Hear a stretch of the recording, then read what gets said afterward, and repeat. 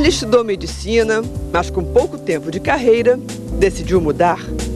Passou a aplicar a sensibilidade e o rigor científico na criação de bijuterias e acessórios. Para o mineiro Marco Sabino, essa mudança trouxe a liberdade de desenvolver o seu instinto observador e a criatividade. Desenhou peças que viraram o objeto de desejo de muitas mulheres pelo Brasil. Enquanto criava, ele também estudava, se informava e anotava tudo o que via na moda. A curiosidade natural, junto com uma pesquisa primorosa, resultou no livro Dicionário da Moda, uma obra com mais de 1.400 verbetes. Ô Marco, você disse, né, que considera o Brasil um país sem memória. Eu queria saber se foi exatamente isso que te levou a mergulhar fundo nesse projeto do dicionário. Olha, uma das razões foi essa, porque eu sempre gostei de escrever depois de ter iniciado a carreira de estilista de bijuterias, e escrevia sobre moda, escrevia sobre coleções, enfim, coisas assim. E depois que eu tive o meu site, eu falava muito sobre moda internacional e tive um passado de moda, né? Comecei minha carreira de estilista nos anos 80. E aí, quando surgiu o convite do dicionário, eu resolvi mergulhar fundo na história e fazer uma arqueologia dessa moda brasileira, entre aspas, que não precisa ser o fashion que tivesse acontecido, mas pessoas que tivessem trabalhado, se ocupado, jornalistas que tivessem comentado o que se vendia nas lojas, publicações. Afinal de contas, a gente tem revistas que eu pesquisei desde 1915, que já falava sobre moda, que falava sobre usos, costumes, então tudo isso foi uma busca desse resgate. E essa moda que eles falam, quer dizer, na verdade tinha uma influência muito internacional, né? Era totalmente francesa para as mulheres principalmente, mas inglesa para os homens. E era até um caos. Tem no dicionário uma parte que eu fiz questão de reproduzir uma crônica que eu acredito que seja um pseudônimo, que chamava Paulo de Gardênia, pois é, com esse nome assim, que chama Momento Elegante, sempre era da Revista da Semana.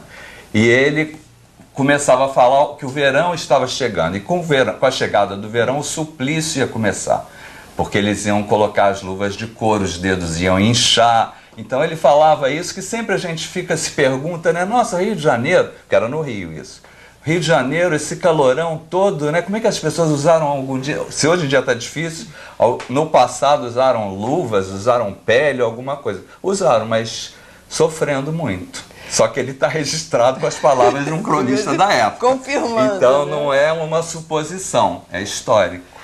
O Marco, o livro tem, acho que praticamente 1.500 verbetes, né? Você fala, enfim, das mais variadas coisas que remetem finalmente à moda brasileira.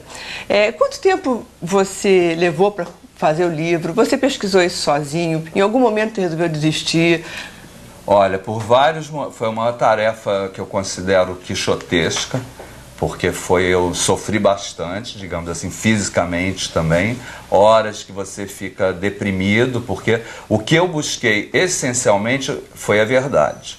Então eu tinha um compromisso ao escrever essas 672 páginas, obviamente que tem fotos no meio, ilustrações, mas era a verdade, eu queria contar a verdade, e não ficar só nas suposições ou agradar um ao outro e inventar mentiras. E tinha que ter uma imparcialidade.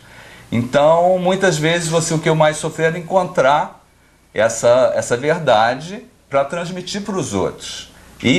Só que quando você começa nesse processo de busca, vão aparecendo também outras coisas que são super interessantes, que você vai aprendendo muito. E a moda, embora as pessoas achem que seja tão frívola, ela é tudo interligado, né? Então, com história, com a geografia, com a sociologia, se você não for buscando as coisas, você se perde. Então, você é obrigado a estudar. Então, eu me senti muitas vezes já tinha feito meu vestibular de medicina, então eu estava fazendo, eu falei, acho que esse está pior do que o vestibular de medicina que eu fiz em 71. Mas eu acho que valeu a pena no final o resultado. Você estudou medicina, se formou em medicina e foi médico durante um tempo. um belo dia chegou, não, meu negócio é ser designer, você fez bijuterias, famosíssimo nos anos 80. Como é que foi que de repente um médico resolve que é? Não, a carreira de estilista, eu sempre gostei de moda sem saber, né? Então eu acho que até você tem as pessoas nas escolas, elas são meio que existem, na sua grande parte, formas. Então as pessoas entram naquela forma ou não. E tem uns que não entram e que de repente não funcionam tão bem ali, não são adequados para aquilo. Mas só vão saber depois que passarem de anos, forem completando tudo. Quando você termina essa coisa que é de obrigatoriedade do estudo, aí você pode refletir sobre aquilo. Eu depois, no início, quando eu entrei em medicina, sempre gostei da área biomédica, sempre gostei de biologia, mas você só vai saber o que é medicina quando você está, depois de ter cursado 3 anos de faculdade. E na época dos 3 anos de faculdade, foi meados dos anos 70, era psicanálise, que estava super em alta. Então era meio moda, mas as pessoas estavam se questionando muito. Era um movimento social e uma coisa bem legal. Moda, né?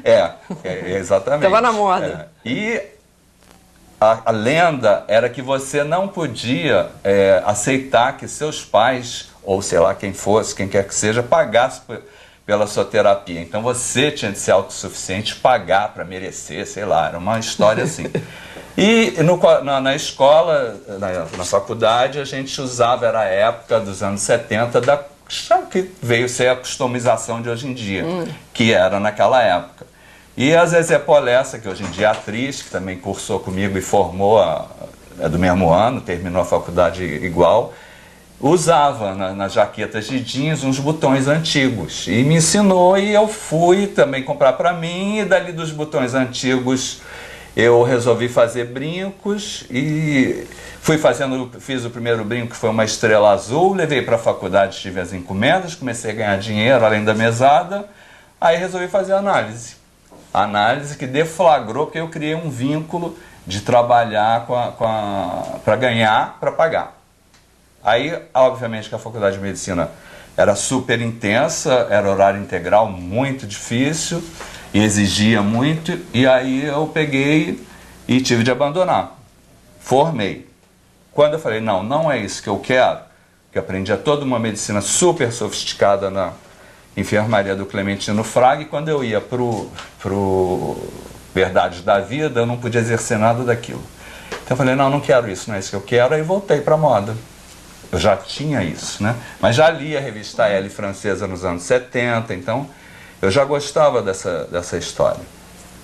De tudo que você pesquisou e aprendeu, né, sobre a moda brasileira, o que você acha assim, que seja mais importante? Quer dizer, o momento mais importante da moda brasileira? O respeito aos que trabalharam e que de repente não estão mais aqui, que morreram, entendeu? Que dedicaram suas vidas, que acreditaram, que tiveram os mesmos sonhos, igual tem os que têm hoje em dia, que querem exportar, que querem ver, que fala que o Brasil está na moda, etc. e tal. Isso tudo tem sempre, se você folhear, quando você faz essa pesquisa, tudo isso está lá, entendeu? Porque o Brasil é um país do terceiro mundo, entendeu? Sempre querendo chegar a primeiro mundo, país do futuro. Eu estou com 53 anos, eu cresci ouvindo isso. O Brasil vai ser a próxima potência, né? Então, a gente, ao meu lado, eu estou aqui sobrevivente dos vários planos econômicos que a gente foi submetido, os nossos negócios e tudo, sobrevivente de epidemias, de doenças como a AIDS, etc. e tal, e que foi devastador, e que eliminou um cenário de gente muito talentosa, muito legal, tão interessante quanto essas que estão despontando hoje em dia. Só que as do passado não tiveram seu momento, mas tiveram seus negócios e vidas ceifadas por essas contingências, e eu acho que elas merecem, primeiro, o respeito à memória delas. E daí foi uma das coisas que eu quis ter no dicionário registrado.